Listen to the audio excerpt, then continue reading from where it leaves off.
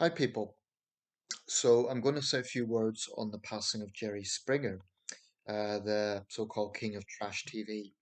I think this is worth a bit of commentary because I think the legacy is a big one, and I think a predominantly negative one. Now, people will say, you shouldn't speak ill of the dead, and the man just died. He's passed away at the age of 79. I don't really agree with that, and I'll tell you why.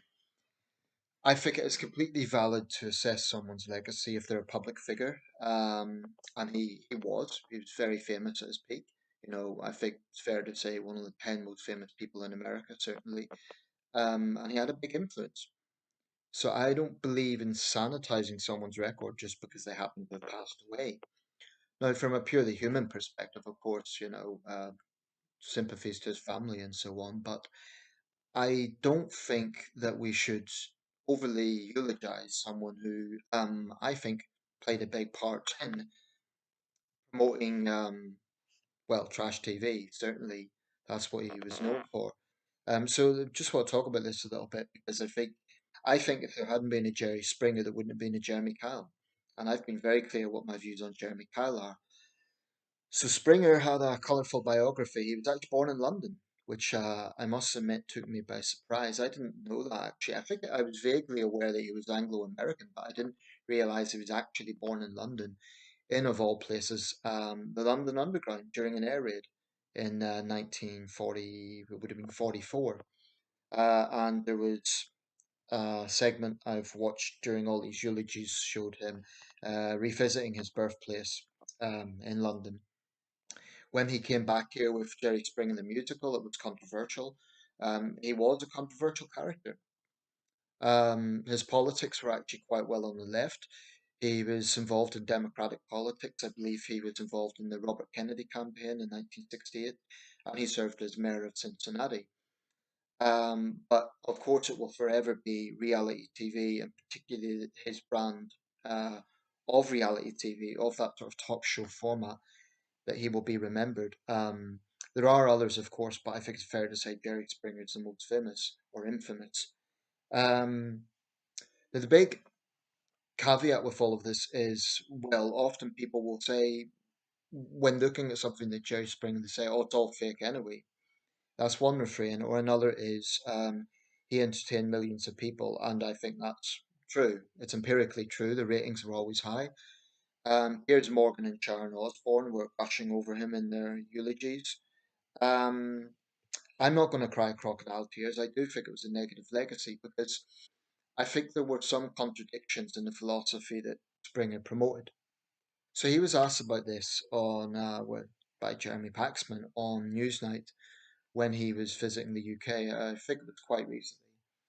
And Paxman said, do you ever have any shame about, this sort of culture that you're promoting, this sort of vacuous, this wasn't Paxman's words, but it's what he was driving at. Do you have any shame?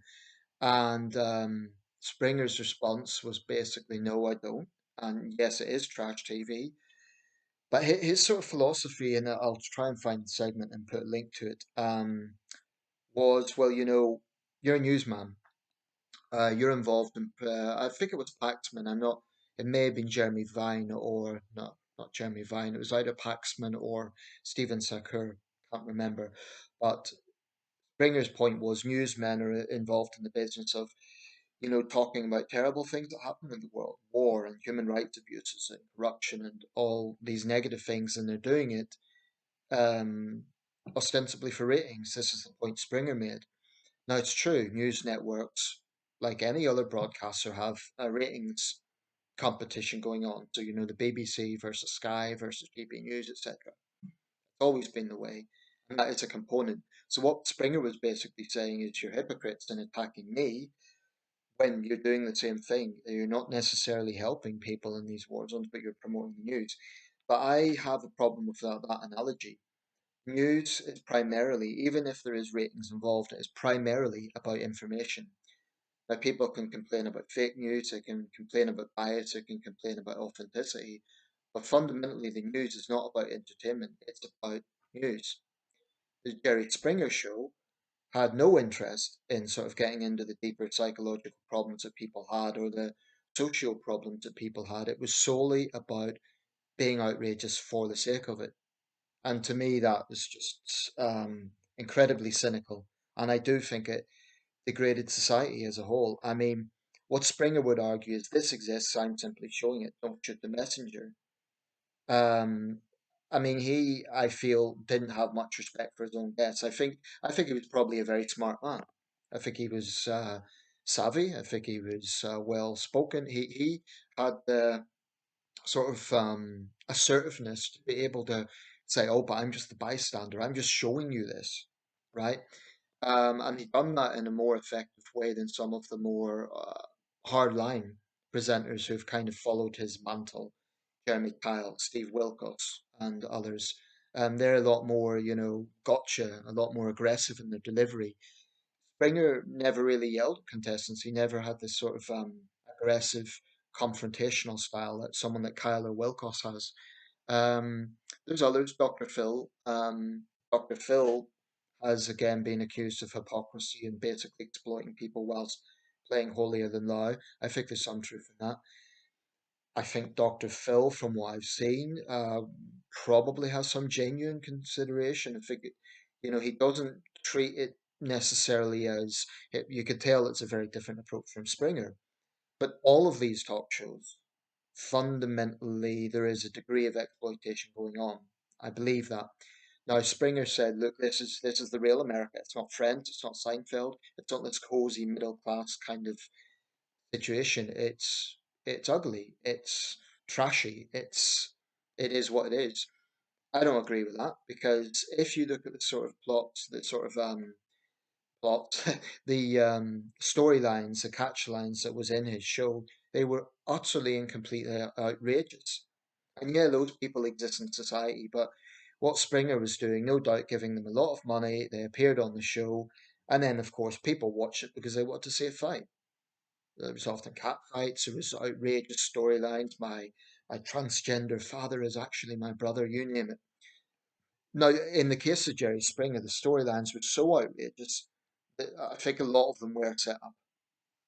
But my issue with the show and why I refuse to sort of praise Springer very highly is because it spawned like the likes of Jeremy Kyle. And I think there is something very, very cynical and mean spirited about that sort of entertainment. Now, I'm not stupid. Clearly, it works as a marketing format. Clearly, it's lucrative. Clearly, people tune in. Okay, it's not to my taste, but I accept that many people find that entertaining. But I think that predominantly it's a negative influence. I don't think that trash TV helped anyone. I don't think it does, in fact. I don't think the likes of Jerry Springer or Jeremy Kyle have any real interest in saying, look, we need to deal with your problem here. You need to deal with your anger problems. You need to deal with your violence problems. And in the case of the real scripts, the real storylines, where they existed, there's something kind of sick about, people's real lives being thrown around that way and treated like some sort of soap opera. To me, there's something very sick about that. And I know the caveat is no one forced them to go on. They went on of their own free will, etc. But we've seen by the Jeremy Kyle show that there is a degree of misleading involved. Now, I'm not sure if that was the case with Springer. I don't know enough about the background of the Springer show. Definitely the case with Jeremy Kyle. There is unquestionably evidence, and this came out in the parliamentary inquiry, that ITV producers misled guests, for example, that they would be reconciled with lovers only to then have the new lover appear and a confrontation to ensue. I think Jeremy Kyle's a complete shit, and I think that Springer spawned that. So I think that's a legacy, and I don't think it's something to celebrate. I accept it was lucrative, and I accept it was very marketable. Hopefully, there'll be a change in the trajectory, and that sort of trash will get less sort of traction. Let me know your thoughts.